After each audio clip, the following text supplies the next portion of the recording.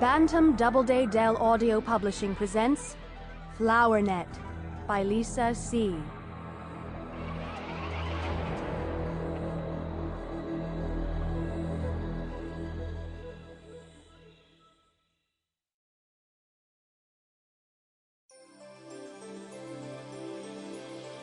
January 10th, Beihai Park.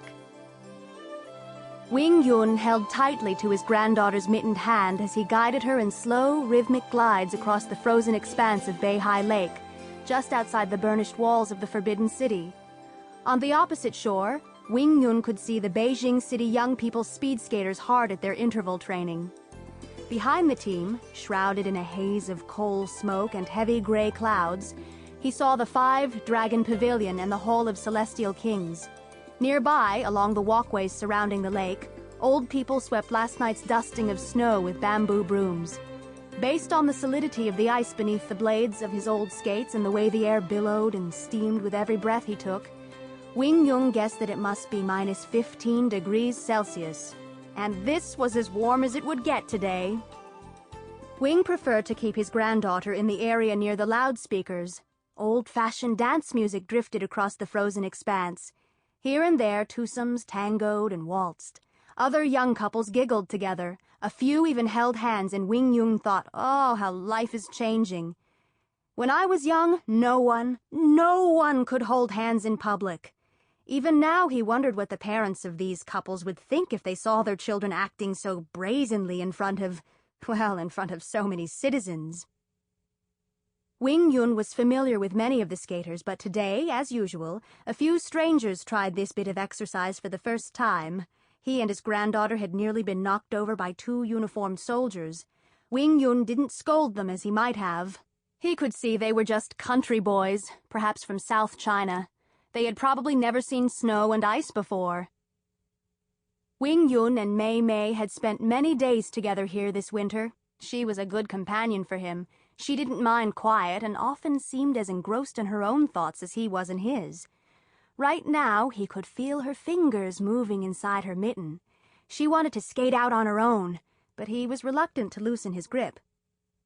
"I want you to be careful," he told her. "Are you sure you're ready to go by yourself?" A shy smile crept across her features, and he watched as she took a deep breath of anticipation. Then he pulled to a stop and released her mittened hand. With her narrow ankles wobbling, she edged out on her own. With each stride, she grew more confident. "Don't go too close to the middle," he called out, though he knew that in January it was perfectly safe. Still, his granddaughter slowed, then set off toward a deserted area of the lake near the shore. As Wing Yun followed, he noticed how few grooves there were here in the ice. Funny, he thought, how people like to stick together. The racing team so far away, the families gathered in groups near the main gate, and no one in between. Just as Mei Mei neared the bank, she lost her balance. Her arms flailed about her for a moment as she tried to regain her equilibrium. Then she fell forward hard. Wing Yun hesitated. Would she cry? The little girl sat up, stared at the ice before her, and began a high-pitched wail that cut through the romantic waltz music, the soft conversations of young lovers, and the jovial teasing of the family groups. Wing Yun skated quickly to his granddaughter. Once he reached her side, he too wanted to scream. Before his granddaughter, a man lay embedded in the ice. He stared up at Wing Yun and Mei Mei, wide-eyed but unseeing. He was a white ghost, a foreign devil, a white man.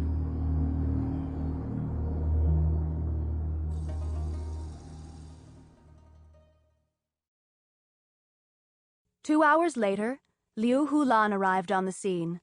The atmosphere had changed dramatically since the body had been discovered. All the skaters were off the ice and being held as witnesses in one of the pavilions on the shore. Local police guarded the perimeter of the crime scene.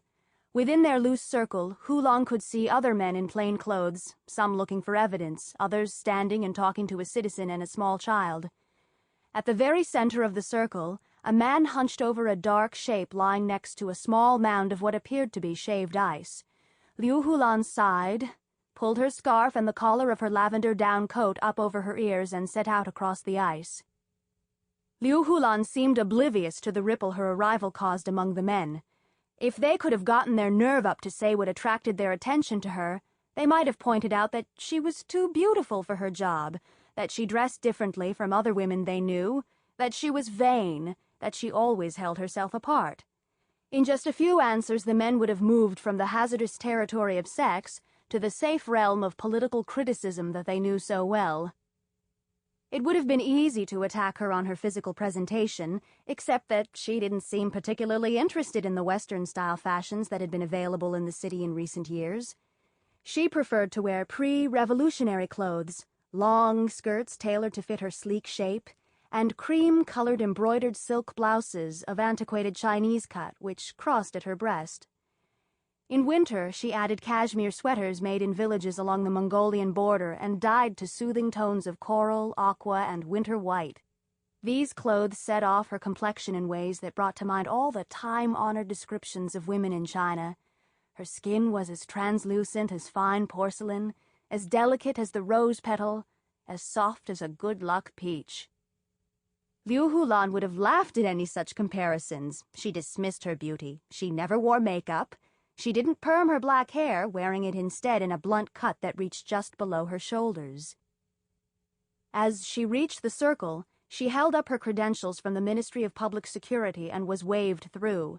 Fong, the pathologist, looked up from the body. "Another pretty one for you, Inspector," he said, grinning. The victim, a young white man, had been laid on a clean white sheet. The workers, whose gruesome task it had been to chisel the body out of the lake, had done their job carefully. The corpse was still encased in a thin shroud of ice. His form was straight and flat. Only one arm twisted awkwardly away from his torso. His fingernails were dark purple. His eyes and his mouth were open. Everywhere else on the body, the icy shroud showed pure white, but here, in the victim's mouth, where his teeth appeared as horrible black pearls, as well as in his nostrils, the ice was tinged pink. Other than this, Liu Hulan could see no external signs of injury. "What do you think?" she asked Fong. "An average man like this one, dressed in street clothes and in good physical health, should be able to last about 45 minutes in water that's less than 2 degrees Celsius. Something kept him from fighting his way to shore." "You think it's alcohol?" "Could be. Could be a drug overdose. Suicide," she asked. "I can think of better ways," Fong said. Liu Hulan bent over to get a closer look at the victim. "What's this blood in his mouth? Does that have something to do with freezing to death?" "No, I don't know what caused that. Maybe he bit his tongue.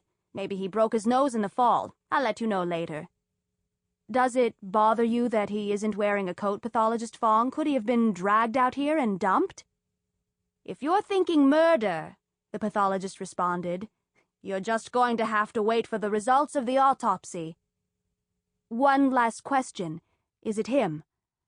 "I haven't been able to get in his pockets yet, but it sure looks like the photos they gave us."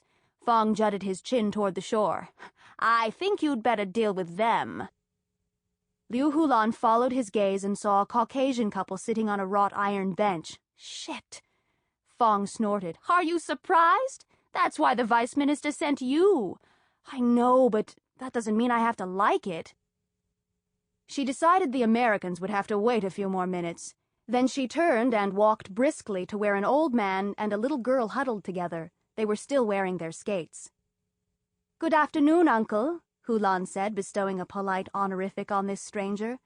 "We didn't do anything," the old man said.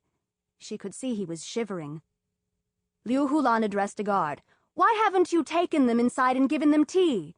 The police officer's features twisted in embarrassment. You thought incorrectly." She refocused her attention on the pair before her. "You must forgive the zealousness of my colleagues." "We didn't do anything wrong," the old man repeated. "Of course you didn't. Now, please don't be afraid.